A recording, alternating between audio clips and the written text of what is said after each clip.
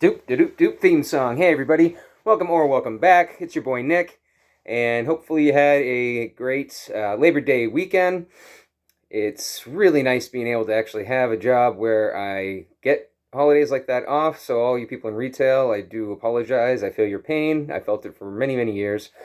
But yeah, it's Labor Day, and I didn't have to labor. So, that's why I'm coming to you a day late. And, I feel like having an extra day off every once in a while is really great for the sanity. And if you don't have a job where that allows, then make sure that you're doing whatever you can to take a mental and/or physical break.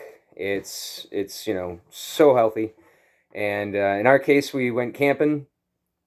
One of the few weekends we've been able to that it hasn't been disgustingly hot, humid, or raining. And we got kind of lucky with the weather. We packed up and got home before it downpoured on us. And yeah, we just had a really great time.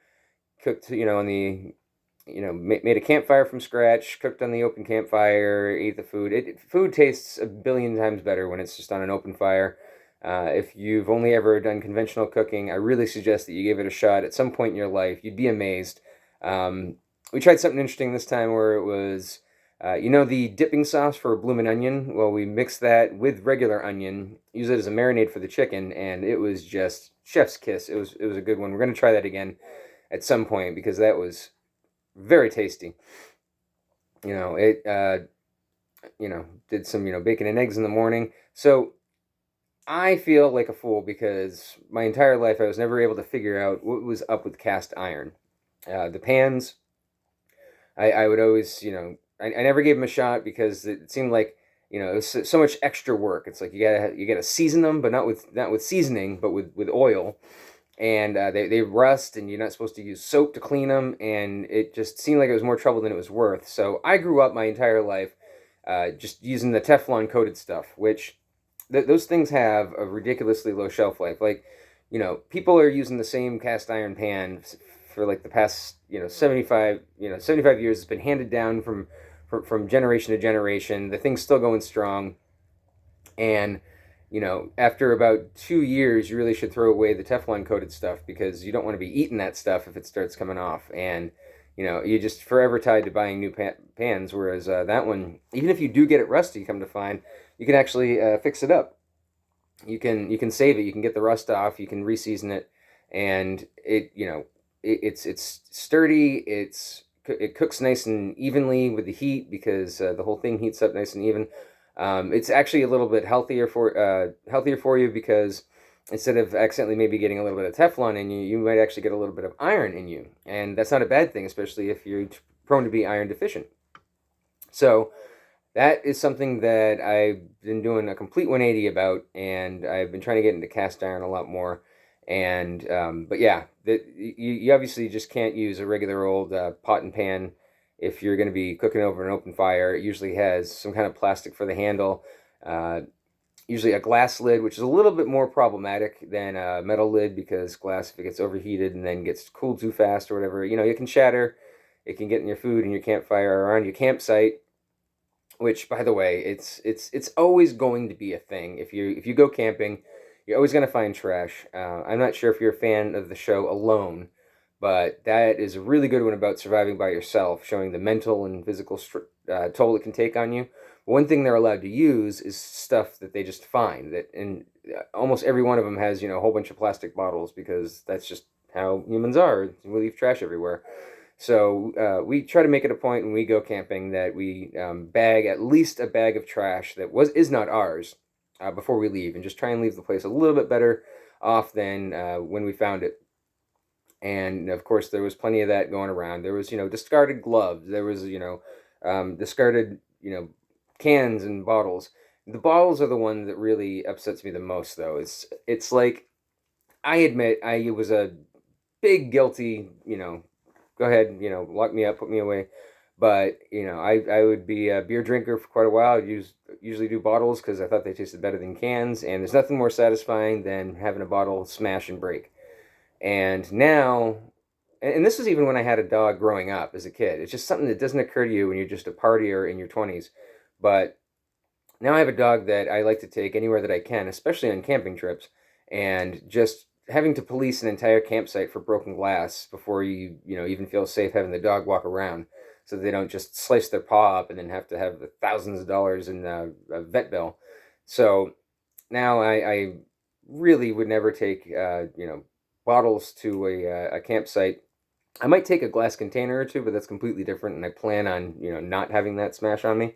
But yeah, I mean, cans are bad enough, especially because they're just going to sit there and rust when they could be reused. And it, our favorite one to do now, and it's so funny because a 20-year-old me would be scoffing at current me for being a wine drinker, but one of my favorite things to take camping now is just a box of wine.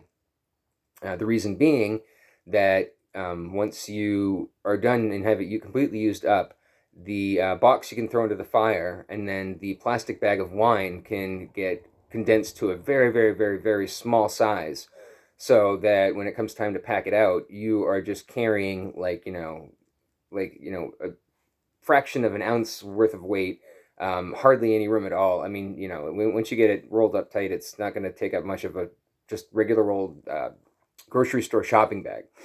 So that's definitely our booze of choice, for when we're going out camping. Plus it's I don't know about wine pairings. I'm not a snob. I can fake some of this stuff. It's like, oh God, it's got some a good nose to it. I sense notes of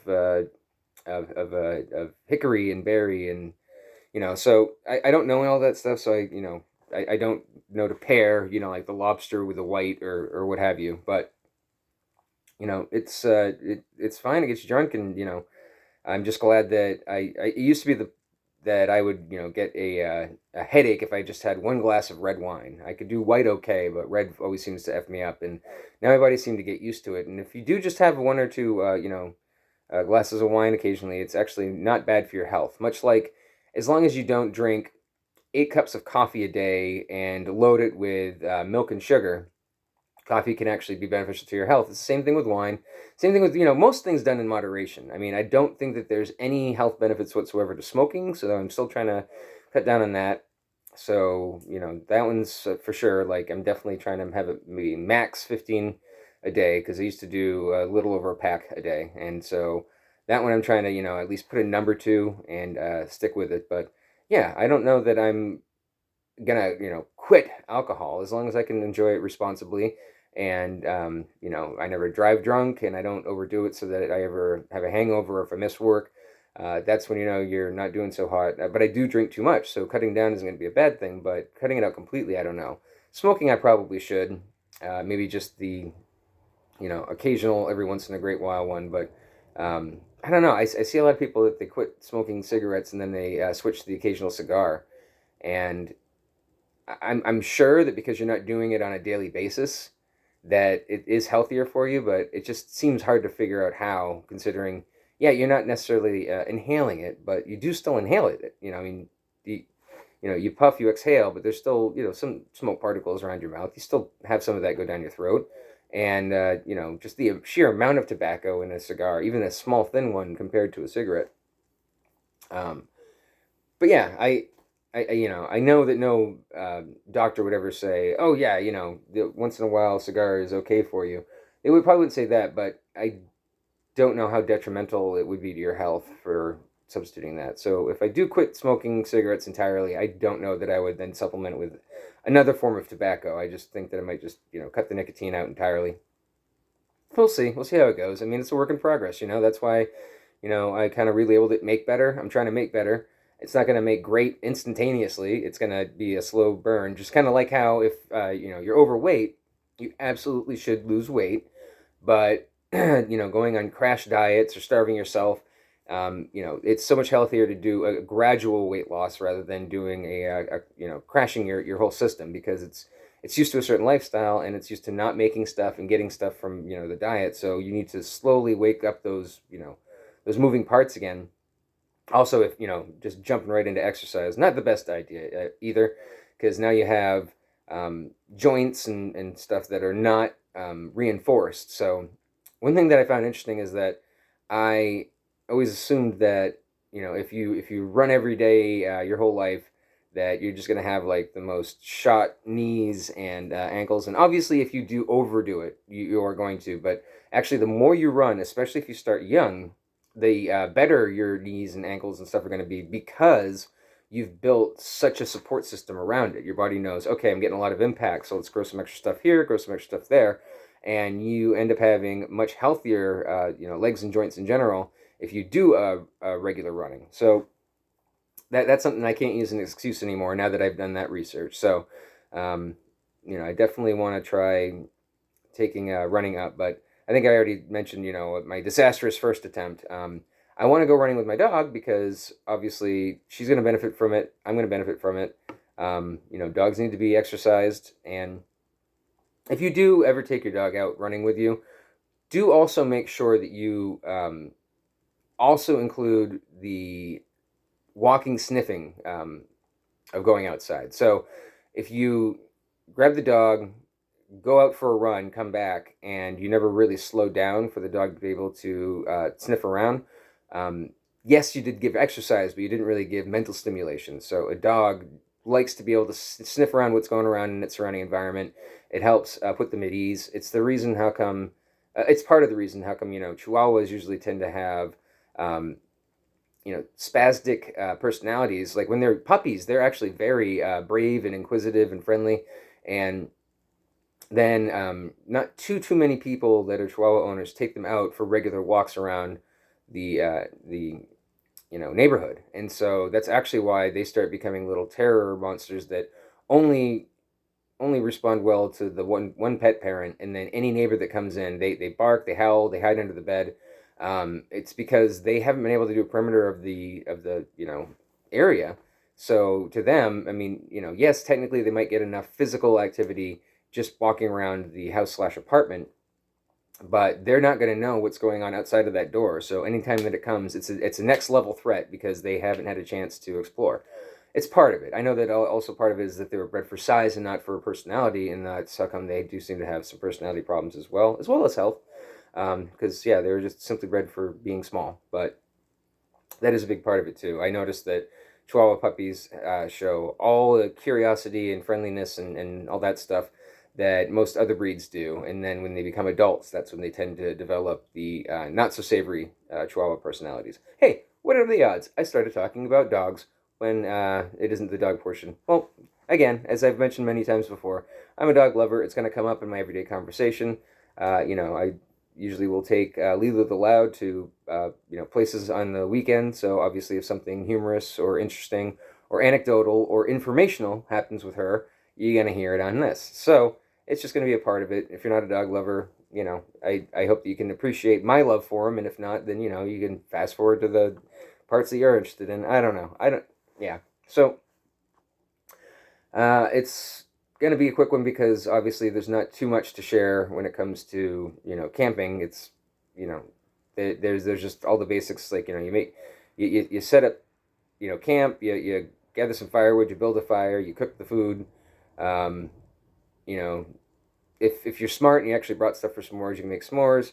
Um, and then you kind of like go to bed at a reasonable time, and then you wake up at a reasonable time, and unfortunately, it's you're going to get to a certain age, you'll find out that you can't sleep on the ground. You can't even sleep on a bedroll. You might just need to have an inflatable mattress to save your back and your thighs and your shoulders, especially if you're a side sleeper like I am. Um, I had the brilliant idea where I was going to like try and go kind of old school and new school. Yes, we are going to bring the Coleman tent, but what I was going to do is I was going to cut down pine boughs, and I was going to line them underneath the tent for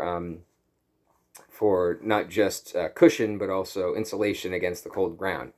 And when we get there, the rules of the area were Tripoli Road, by the way. I don't know if you've ever experienced it. It's pretty cool. It has you pay a due, you go drive up, you can choose whatever campsite hasn't already been taken, and they're all pretty distant from each other, so you don't necessarily have to have line of sight for anybody besides when they're just driving past the road.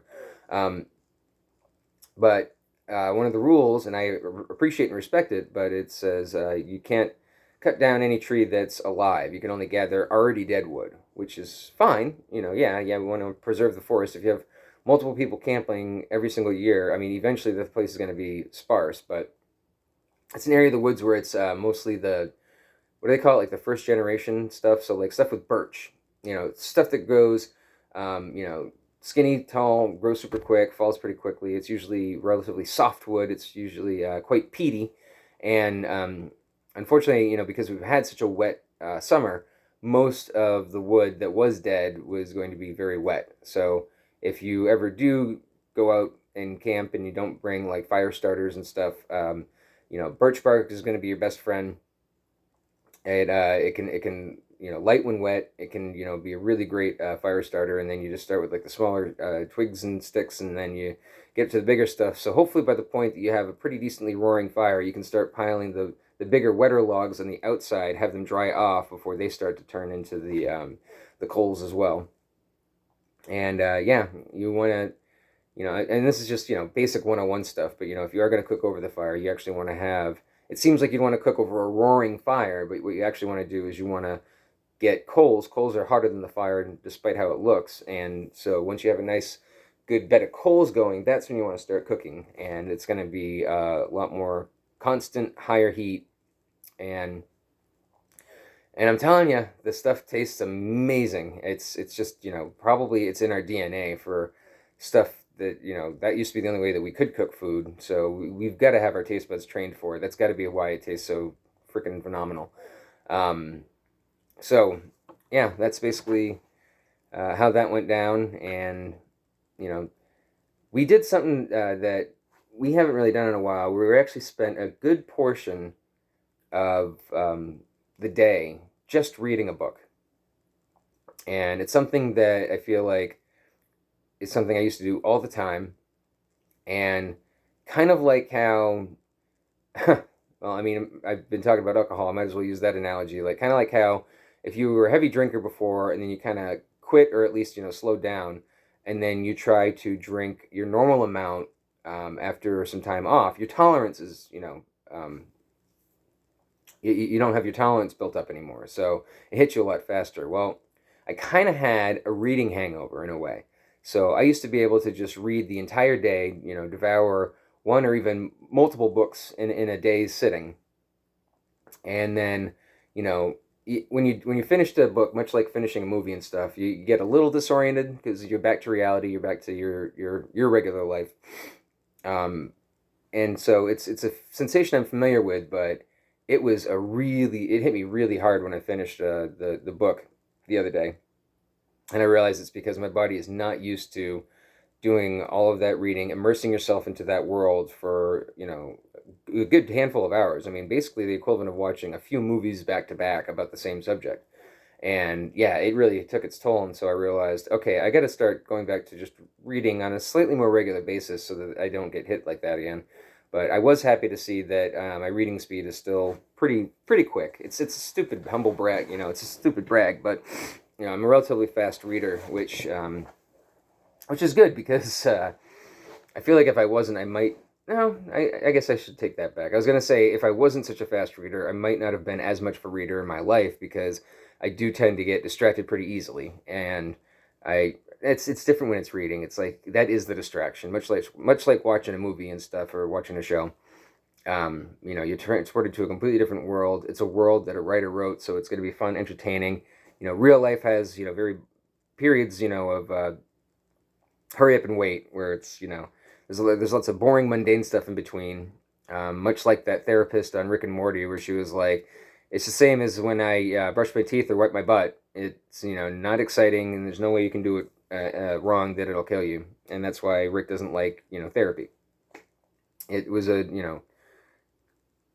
good point. It's like most of life is like the maintenance. It's just maintenance, and um, the exciting stuff. It's like you could probably sum up in a few hours over a year's worth of your life. You could sum up the important stuff in a few hours. So it's tough not to have the day to day drawl get to you. So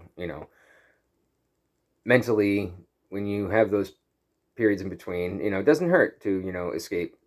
And I just can't remember the last time before I got into the David Wong series. So his real name's Jason Peregrine. I can't remember his actual name, but his pseudonym, his novel name is David Wong, and it's just a crazy, crazy, crazy set of books. It's John dies at the end. This book is full of spiders. Seriously, dude, don't touch it. That's the whole title of the movie.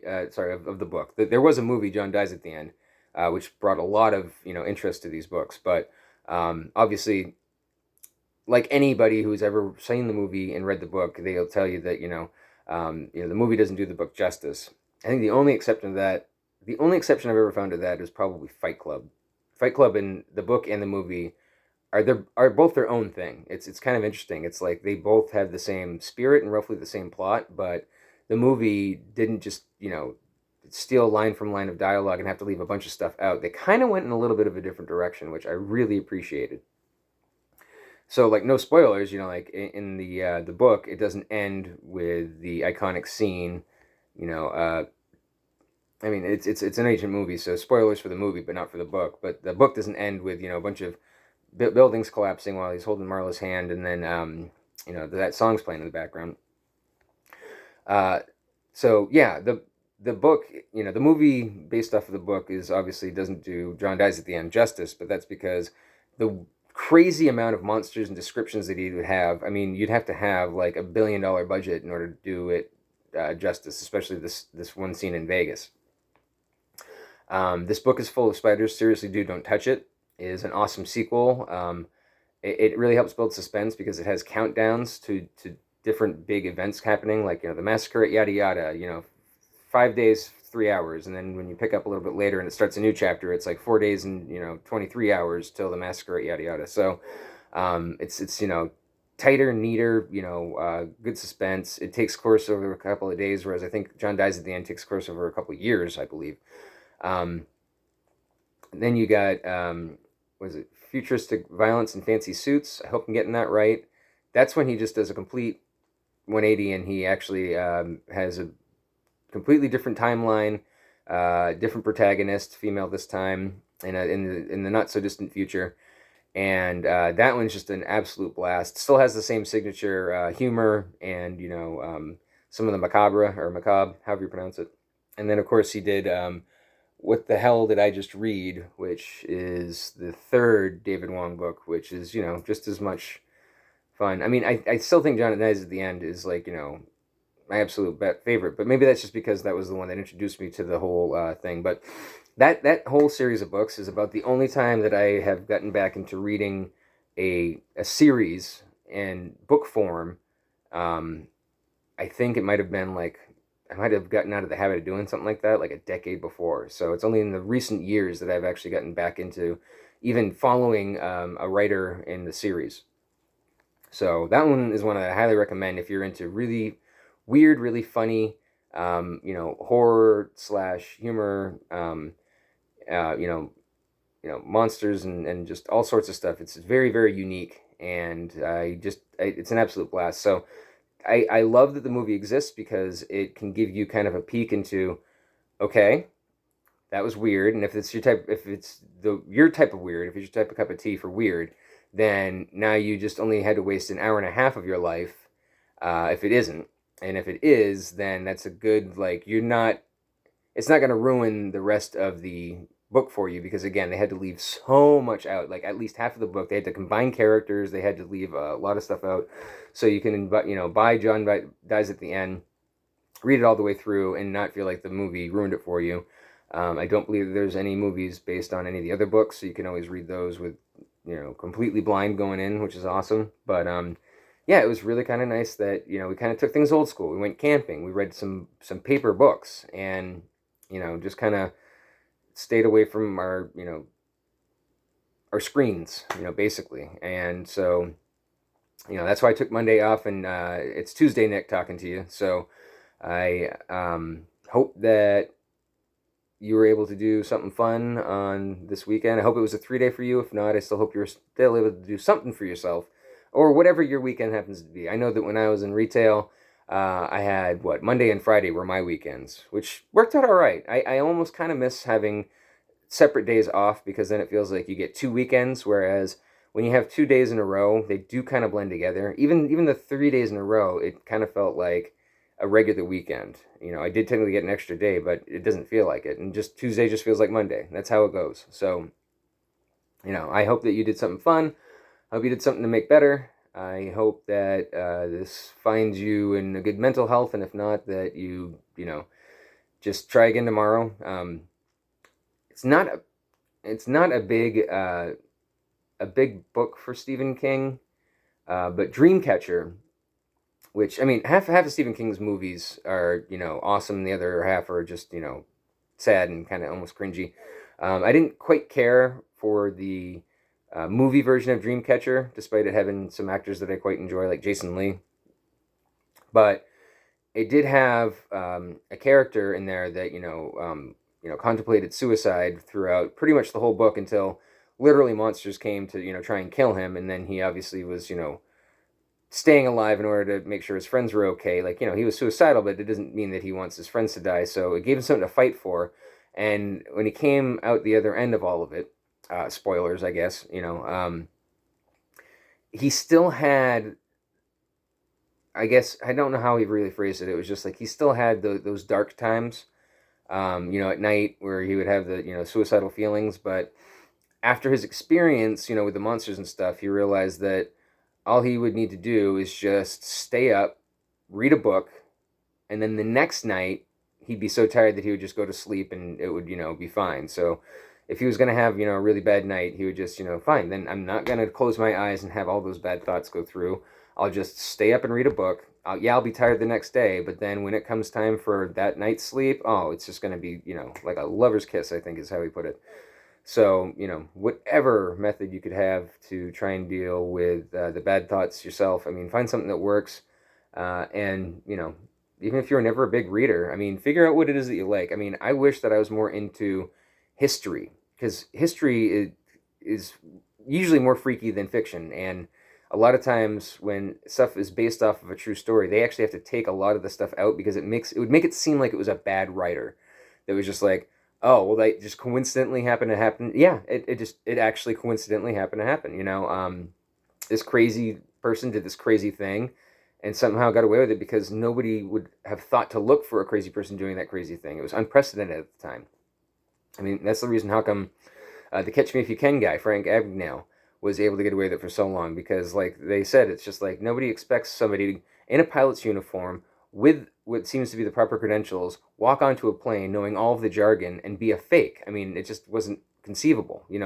Nobody would brazenly go in with magnetic ink and make a fake check that could pass visual inspection, and because you use the magnetic ink, it actually was putting it into the bank accounts. Like, nobody had done that before, so that's why you get away with it for so long.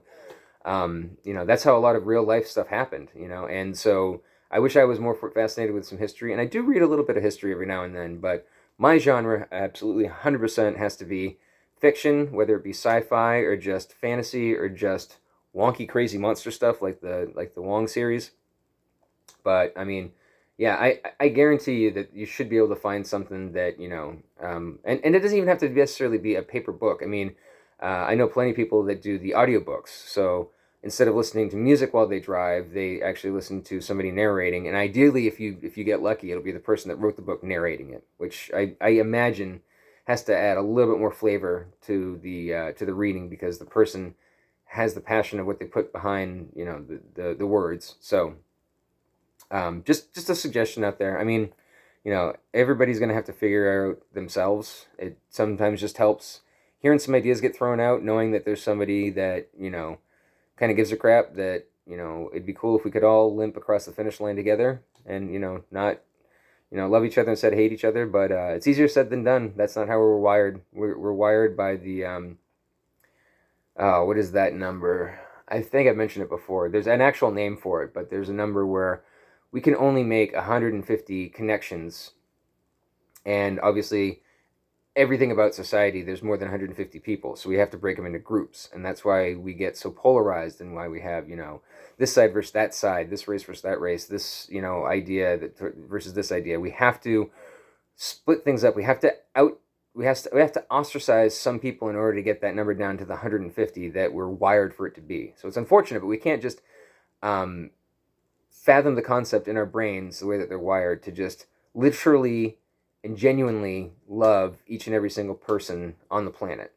Um, you can try in concept, but it's more of a foreign concept than having a clique, a group, a team, because there's that 150 number, and it's a rough estimate, but that's basically the max capacity that we have for empathy. And it's kind of eye opening when you realize, oh, so that's why all the horrible, nasty stuff is happening in the, that happens in the world when it comes to human on human, or even human versus anything. But yeah, it's because we feel the need to be tribal, in order to keep that number within a manageable amount, so that you genuinely are sad if a friend dies. You um, but feel nothing for a plane of people from another country that goes down. You're just like, oh, that's a tragedy, but those are words. It's not an actual feeling. So um, yeah, it's easy enough to say, hey, love, don't hate, but it feels like it shouldn't have to be a struggle. It feels like that should be like the logical way for things to go. But you know, as long as we have bodies that needs fuel, there's probably going to be some part of our DNA that expects, hey, if there's ever famine, I want to make sure that those closest in my 150 get to eat before the ones that aren't part of my 150 do. If there's only enough to feed, you know, so many, then I want it to be ours, and that's just survival.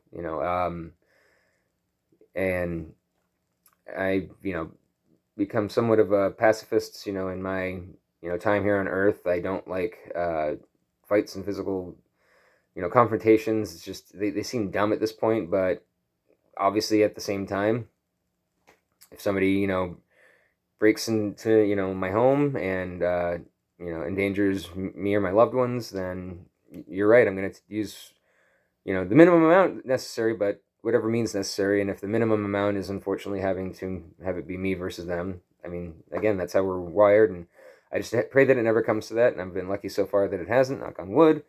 But that's just how life is. So if you feel like what's wrong with me, why am I built like this, it's most likely not your fault. It might be something biological. It might be some kind of chemical imbalance. It might just be, nature versus nurture, how you were raised, a bad experience. But just know that you're not alone. That so many people have so many dark periods of their life, so many bad or sad or mad thoughts, and it's not easy. So hey, here's one person that's doing the best they can with what they got, and maybe that'll inspire you to at least give it one more day.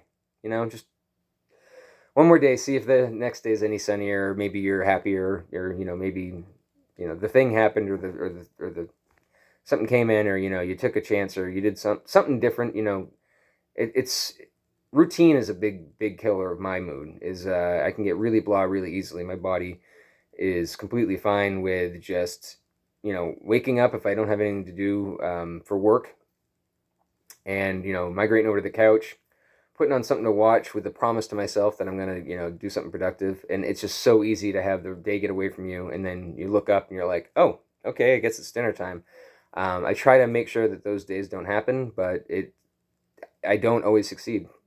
Every once in a while I have one of those days and I feel so blah afterwards, which I've started to realize blah is my way of saying, there's curled in the fetal position, depressed, and then there's also just the